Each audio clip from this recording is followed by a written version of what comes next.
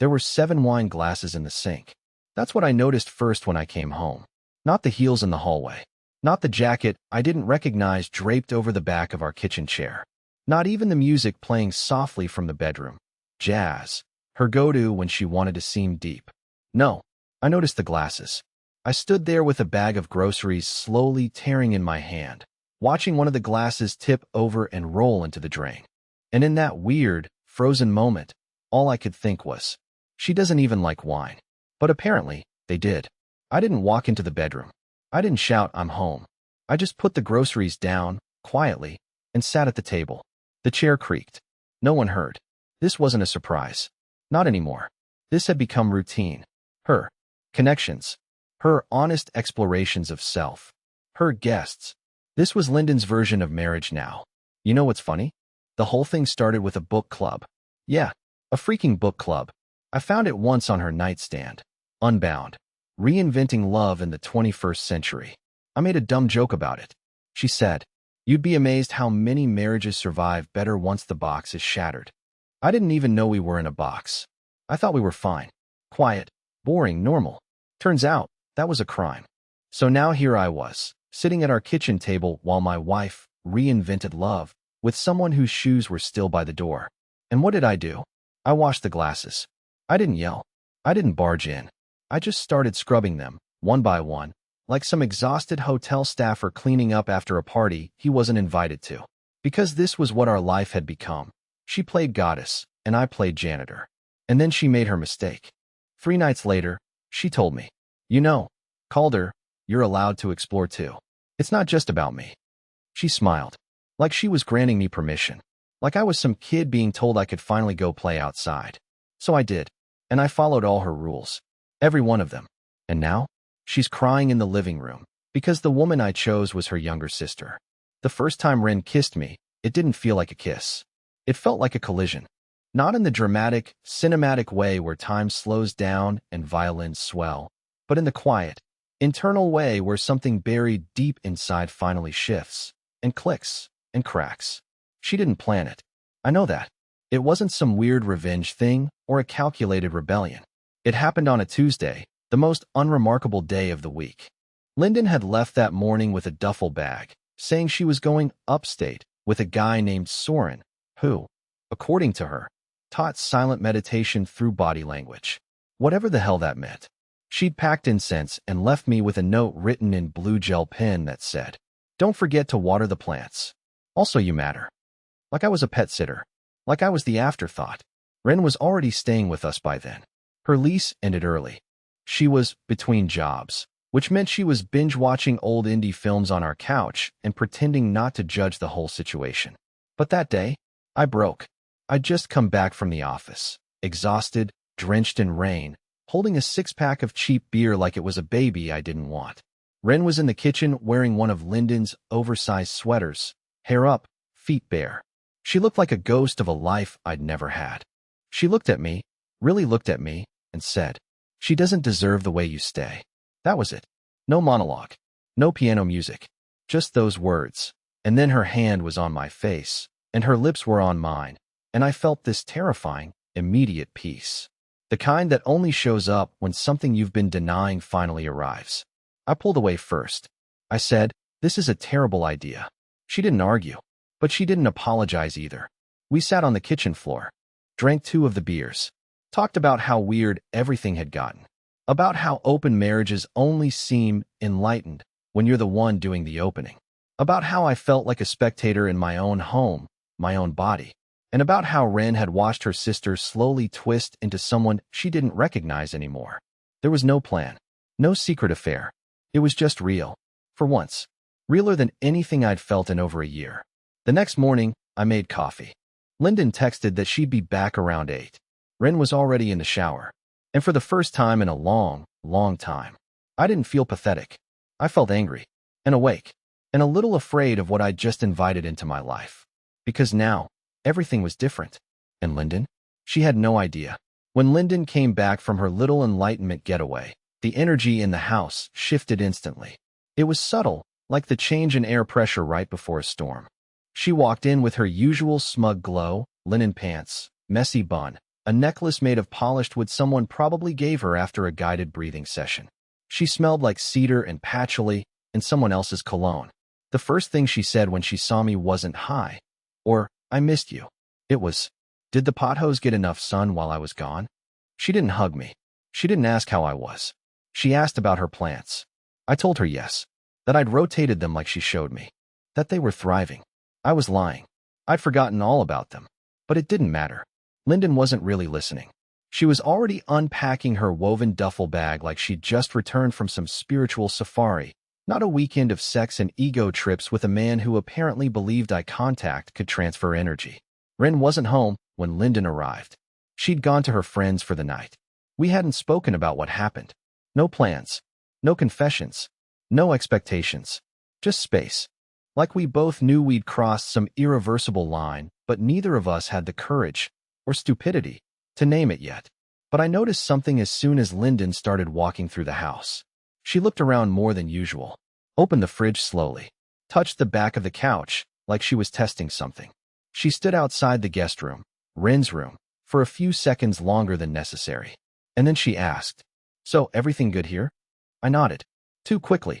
She tilted her head in that way she did when she sensed dishonesty but didn't want to deal with it yet. I should have felt scared, or at least guilty. But I didn't. I felt powerful, not because of what had happened with Ren, but because for the first time in a long time, I had something that wasn't hers. Not her idea, not her permission, not her experiment. Something uncurated, unfiltered, untouched by her rules and mantras and smug little laminated boundaries. And that terrified her more than anything else. Over the next few days, things got weird. Lyndon suddenly wanted to spend time together. She cooked dinner twice, which she hadn't done in months. She asked if I wanted to go to a healing sound bath with her the following weekend. She even tried to kiss me randomly in the hallway. And when I pulled away, not even coldly, just confused, she looked at me like I'd struck her. She was losing control, and she knew it. The next night, she tried to seduce me. That's not a word I use often, seduce, but that's exactly what it was. Candles, robe, the whole overcompensating fantasy. I stood there in the doorway like an intruder in my own marriage while she waited on the bed, biting her lip like she was 22 again, like none of this had happened. I told her I wasn't feeling well. That's when she cracked. The smile dropped. The candlelight didn't look romantic anymore. It looked like a warning. She sat up and said, low and flat, "Are you seeing someone?" My pulse spiked, but I didn't flinch. I said, "I thought this was what you wanted." She didn't answer right away, just stared at me with this hollow, almost childlike confusion. "Yeah, but I didn't think you'd actually do it," she whispered. And that's when I realized, Lyndon never wanted an open marriage. She wanted freedom, but only for herself. She wanted to be the center of every orbit, the exception to every rule, the one who explored while I stayed put. Loyal, boring, convenient. But now the balance had shifted, and she couldn't take it. She started asking questions. Too specific, too targeted. "Has Ren said anything weird lately? Did you two hang out while I was gone? Did she seem different to you?" I lied, but not well. I was unraveling, and she could smell it. That night, I found my toothbrush missing from the bathroom, my side of the bed remade, my slippers placed neatly at the far end of the hallway. It was subtle, almost polite. It was war. Ren came back 2 days later with a tote bag full of records she claimed she didn't even want. She barely looked at me when she walked in, just set her stuff down, mumbled something about traffic, and disappeared into the guest room. It was like someone had flipped a switch. Gone was the quiet intensity from that night in the kitchen. Gone was the warmth, the honesty, the pull. She wasn't cold. She was strategic. At first, I thought I'd done something wrong. Maybe she regretted it. Maybe she felt guilty, or worse, maybe she'd told someone. But then, around midnight, I heard soft footsteps. I was sitting in the living room with the lights off, pretending to read an article I'd opened 3 hours earlier and never scrolled down on. She padded in barefoot, sat beside me without saying a word, and leaned her head against my shoulder. And we just stayed like that. No kissing, no talking, no touching, just two people caught in something too delicate to name. The next morning, she was gone before I woke up. Again, Lyndon had started keeping score, though she'd never admit it. Every interaction turned into an emotional transaction. If I smiled too long, she asked if I was seeing someone more interesting. If I was quiet for too long, she wondered if I was mentally checking out again. She was slipping, and she knew it. But instead of confronting it like an adult, she tried to control it the only way she knew how, by one-upping me.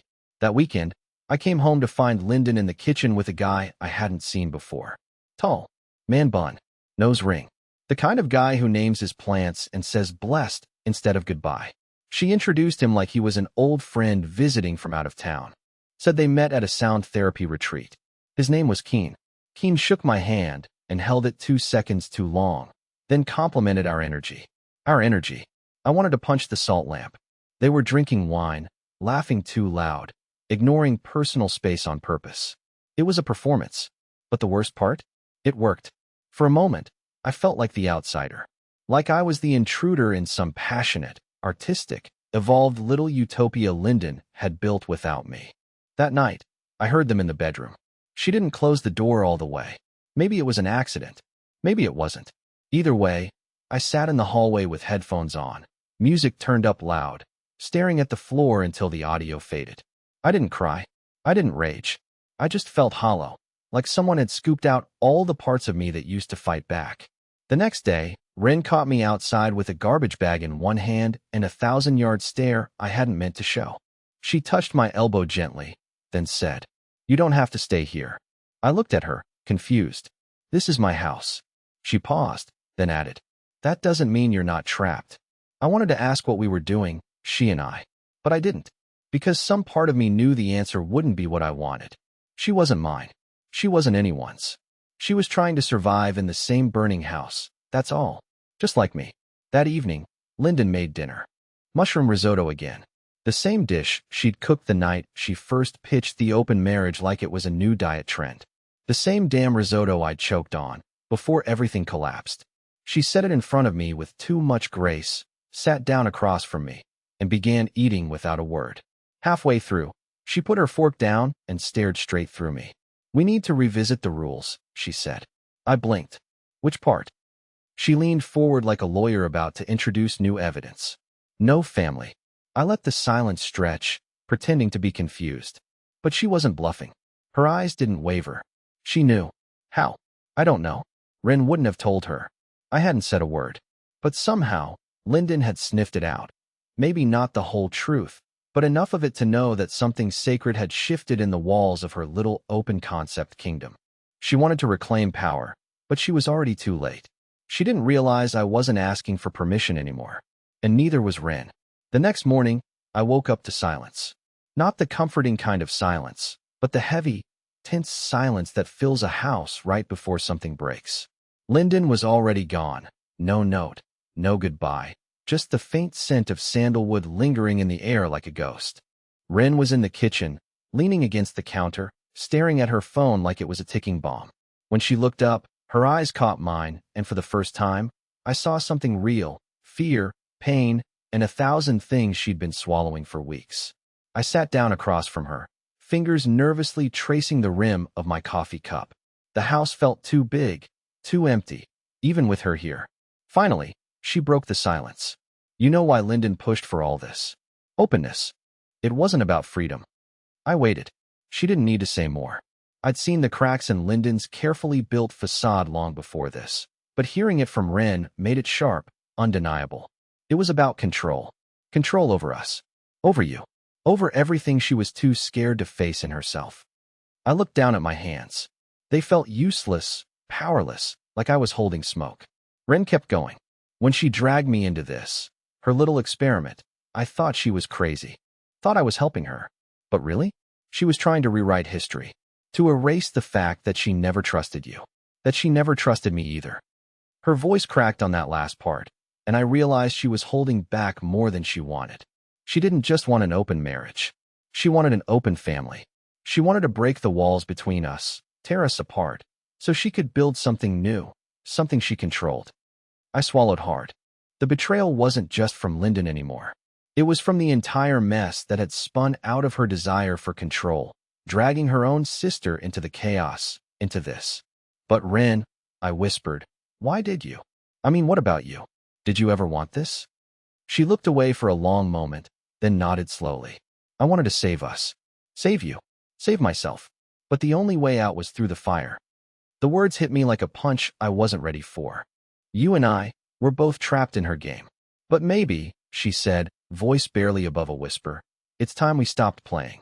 And just like that, everything I thought I knew about loyalty, family, and love twisted into something new and terrifying. The lines between right and wrong blurred until I wasn't sure if I was the victim, the villain, or just a man trying to survive in a house full of secrets. The only thing I was sure of? Things were about to get much worse before they got better. Lyndon never did settle well. If she was going to play this game of power, she was going to play it loud and messy. The quiet battles were over. The whispered accusations dissolved into open confrontations, and the house felt like it was perched on the edge of a storm that no one dared to call by name. That weekend, she invited her therapist over. Yes, the very same one who convinced her that openness was a spiritual revolution. He was tall, with a calm voice that sounded like a meditation app narrating your deepest fears. He came in carrying a leather-bound notebook and the kind of smile that made me want to look away. Lyndon introduced him as Dr. Marcellus, her guide through transformation. I was expected to participate, to listen, to nod along while my marriage was disassembled and reassembled like a DIY project gone horribly wrong. It started with questions that felt harmless but cut like glass. Calder, how do you really feel about sharing? Is there fear beneath the excitement? What does trust mean to you now? I answered as honestly as I could, which was barely at all. My truth was tangled up with resentment and exhaustion. I wanted to scream, but instead I swallowed hard and pretended the room wasn't spinning. Ren sat next to me, silent but present, her hand occasionally brushing mine in a way that made me question everything. After the session, when the therapist left, the real storm began. Lyndon cornered me in the kitchen. Her eyes were sharp, searching, and for the first time in months, I saw her without the mask, exhausted, raw, afraid. I know, she said. I know about you and Ren. The words hit me like a freight train, not because I was hiding anything, but because I never expected her to be the one to say it first. You think I don't know? She laughed bitterly. Do you think I'm stupid?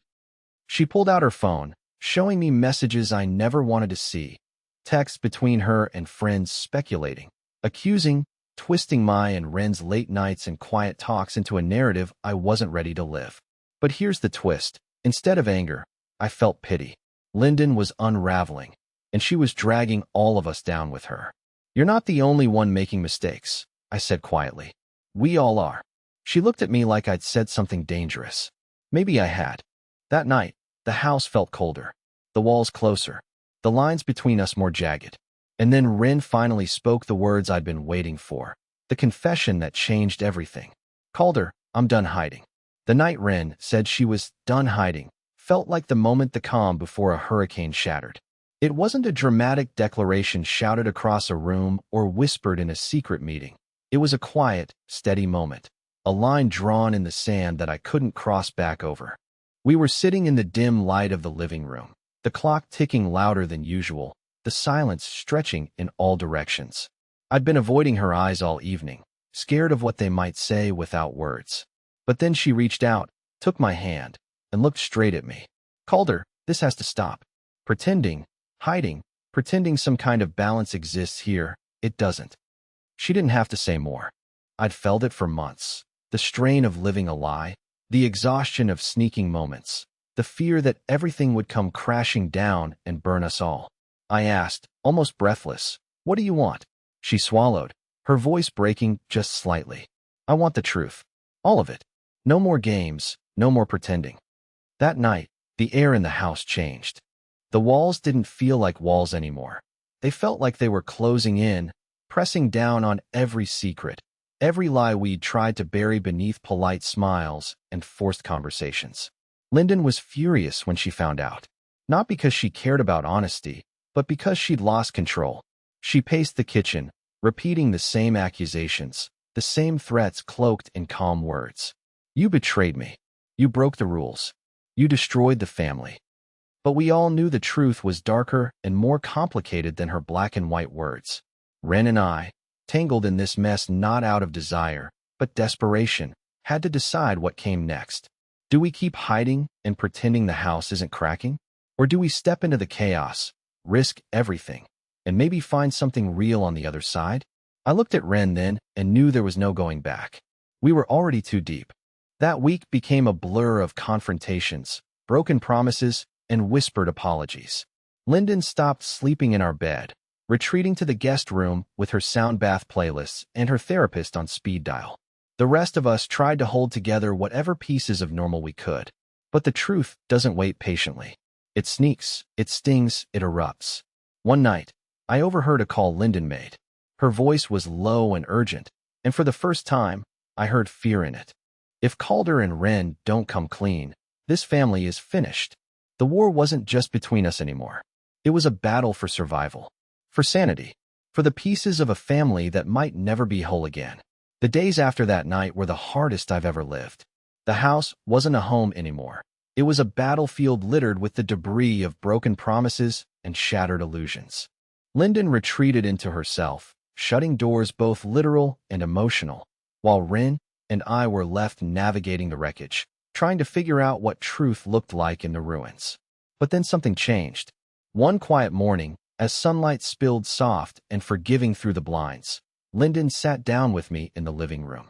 No therapist, no performances, just her, bare-faced and tired, looking at me with eyes that finally held something like peace. "I was so scared," she said simply. "Scared of losing you, scared of losing control, scared of being alone." I nodded. I'd been scared too, scared of losing who I was, scared that love wasn't enough.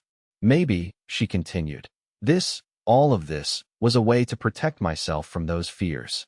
We talked for hours, like real people trying to understand each other again. No rules, no expectations, just honesty. Ren joined us later, the three of us sitting together, imperfect but willing. We didn't solve everything that day. We didn't erase the past. But for the first time in a long time, there was hope. Hope that love could be messy and beautiful. Hope that family could be redefined on our own terms. Hope that even after the fire, new growth could take root. We agreed to rebuild, not as we once were, but as something new, something stronger. Because sometimes, the only way forward is through the flames. And maybe, just maybe, from the ashes, we find the truest parts of ourselves.